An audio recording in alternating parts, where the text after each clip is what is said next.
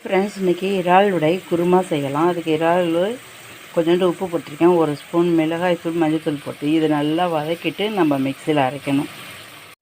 இறால் நல்லா வேகட்டும், அதுக்கப்புறம் நம்ம மிக்சியில் அரைக்கலாம்.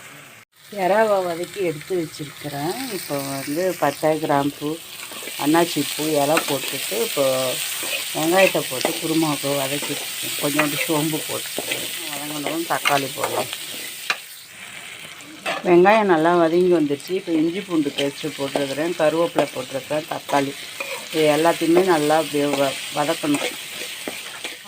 குருமாவுக்கு தேங்காய், முந்திரி பருப்பு, கசகசா, சோம்பு வச்சுருக்கேன். இது எல்லாத்தையும் இப்போ ஒன்றா அரைச்சிக்க போகிறோம். இப்போ வெங்காயம் தக்காளி எல்லாம் நல்லா வதங்கிடுச்சு.